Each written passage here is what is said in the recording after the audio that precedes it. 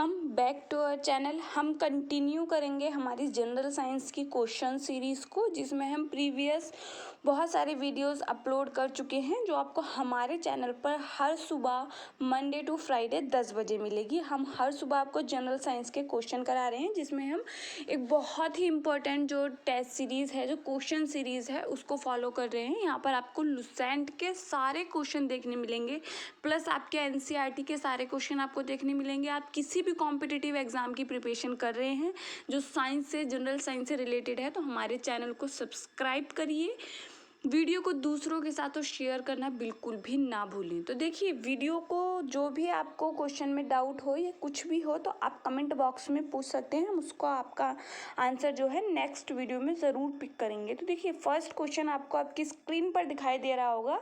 German चांदी में कितने प्रतिशत चांदी पाई जाती है? तो देखिए, यहाँ पर अगर हम देखें, जो जर्मन चांदी है, यहाँ पर आपको नाम से लग रहा होगा कि शायद इसमें चांदी होगी, लेकिन इम्पॉर्टेंट चीज़ यहाँ पर ये है कि जर्मन चांदी जो होता है उसमें चांदी होता ही नहीं है। ये बना होता है आपका कॉपर, निकिल और जिंक से। यहाँ पर कॉपर की जो परसेंट होती है वो 60% होती है, निकिल 20 एंड आपका जिंक भी 20% होता है। तो यहाँ पर जो आपका करेक्ट आंसर क्या होगा फिर? इनमें से कोई नहीं, क्योंकि जर्मन चांदी में चांदी की मात्रा होती ही नहीं है। इसको जर्मन चांदी इसलिए बोलते हैं क्योंकि चांदी की तरह चमकता है, तो ध्यान रखना है। नेक्स्ट क्वेश्चन देखिए, क्वेश्चन नंबर सेकेंड, सामान्य वुड स्प्रिट को क्या कहा जाता है? मतलब वुड स्प्रिट जो है उसको क्या बोला जाता है, उसका दूसरा नाम क्या है? तो देखिए, वुड स्प्रिट की बात हो रही है, तो आपने ध्यान रखना है, जो मैथिल एल्कोहल है, जो आपका मैथिल एल्कोहल है, उसको क्या बोलते हैं? सामान्य वुड स्प्रिट। वुड स्प्रिट उसका दूसरा नाम क्या है? मैथिल एल्कोहल। तो यहाँ पर जो करेक्ट आंसर होगा वो है ऑप्शन बी। नेक्स्ट क्वेश्चन की तरफ बढ़ते हैं। फियोफाइसी के सदस्यों को आमतौर पर क्या कहा जाता है? तो देखिए, आपके जो शैवाल हैं, जब आप पादप जगत पढ़ते हैं तो हम पढ़ते हैं उनके विकास के क्रम में सबसे पहले हम शैवाल को पढ़ते हैं, जो निम्नतम पौधे होते हैं। फिर उसके बाद हम आगे पढ़ते हैं ब्रायोफाइटा, टेरिडोफाइटा, जिम्नोस्पर्म, एंजियोस्पर्म। यही इनके विकास का क्रम है। तो देखिए, फियोफाइसी जो है, जो आपके शैवाल है, उनको उनमें उपस्थित वर्णकों के आधार पर 3 क्लासेस में बांटा गया है। आपका लाल शैवाल, भूरे शैवाल और हरा शैवाल। तो यहाँ पे जो फियोफाइसी है वो आपका होता है भूरा शैवाल। फियोफाइसी का जो सामान्य नाम है उसको भूरा शैवाल कहते हैं। अगर क्लोरोफाइसी होता तो हरा शैवाल, रोडोफाइसी होता तो आपका लाल शैवाल। नेक्स्ट क्वेश्चन देखिए, यदि सोडियम, ये आपका सोडियम का प्रतीक है, में 11 इलेक्ट्रॉन है, तो सोडियम प्लस में कितने इलेक्ट्रॉन होंगे? तो देखिए, आपको धनायन और ऋणायन को समझना है। देखिए, धनायन, अगर किसी, हमें पता है जो सोडियम है वो क्या है? एक उदासीन, अभी क्या है, इसमें कोई चार्ज नहीं है, उदासीन अपनी अवस्था में है अपनी, तो इसमें क्या है? कोई चार्ज नहीं है, ना इस पर धन लगा है ना आपका इस पर ऋण लगा है। तो यहाँ पर अगर हम देखें, इसका जो परमाणु क्रमांक है वो कितना है? 11 है। और वही इसमें इलेक्ट्रॉनों की संख्या, क्योंकि इलेक्ट्रॉनों की संख्या चेंज होती है जब उस पर धनायन या ऋणायन हो। तो देखिए, यहाँ पर जो सोडियम प्लस है, प्लस का मतलब आपने हमेशा ध्यान रखना है, मतलब उसका इलेक्ट्रॉन जो है वो निकला है। अब जितने प्लस के निशान होंगे, जितने से होंगे उतने इलेक्ट्रॉन बाहर कर देंगे। तो यहाँ पर अगर सोडियम में 11 इलेक्ट्रॉन है तो सोडियम प्लस ने मतलब 1 प्लस का निशान है, तो 1 इलेक्ट्रॉन को बाहर निकाल दिया है। तो यहाँ पर जो करेक्ट आंसर होगा वो है option number C. Next question देखिए, यदि क्लोरीन 17 में इलेक्ट्रॉन 17 हैं, क्लोरीन में 17 इलेक्ट्रॉन है, तो Cl माइनस में कितने इलेक्ट्रॉन होंगे? तो देखिए, सेम उसी तरह का क्वेश्चन, बस यहाँ पर ऋणायन है।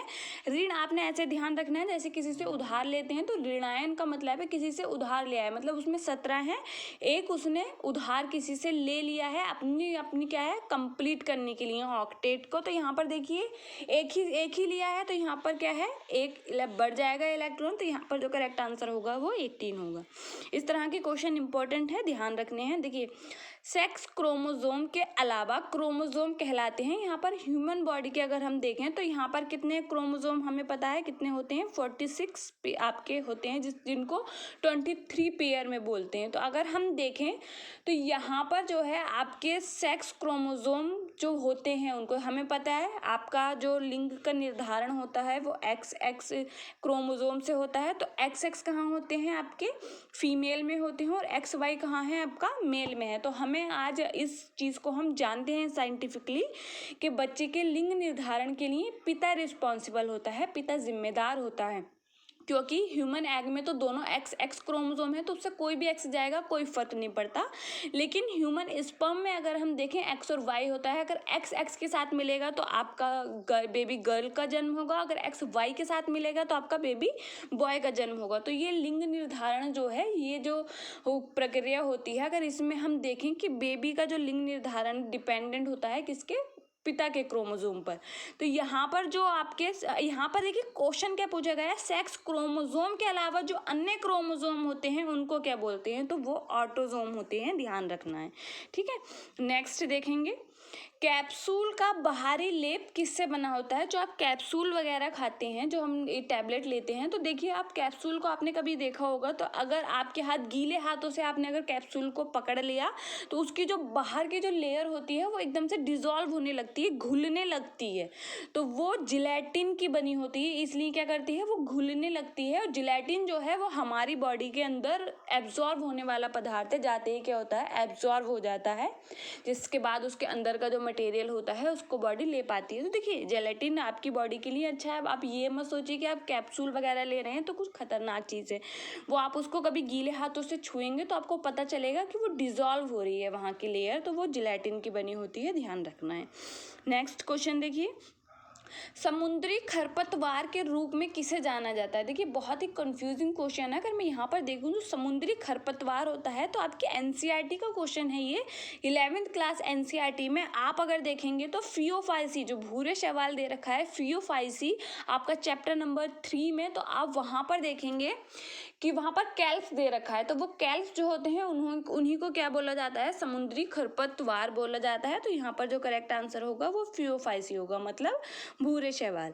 नेक्स्ट क्वेश्चन देखिए, किस फसल का बीज उसके बाहर होता है। मतलब ऐसी कौन सा फल है जिसका बीज जो है उसके बाहर है। अगर आप सब एग्जाम्पल को देखेंगे, आपको दे रखे हैं स्ट्रॉबेरी, केला, मूंगफली या काजू, तो आप इन सबको देखिए, मूंगफली में भी अंदर की तरफ होता है, केले का भी जो बाहर उसका छिलका होता है, फिर देखिए काजू में भी अंदर की तरफ होता है। तो अब स्ट्रॉबेरी को कभी आपने ध्यान से देखा होगा तो उसके ऊपर आपको बारीक बारीक से दाने दिखाई देते हैं, वही उसके बीज हैं। तो यहाँ पर जो करेक्ट आंसर है वो है ए, स्ट्रॉबेरी।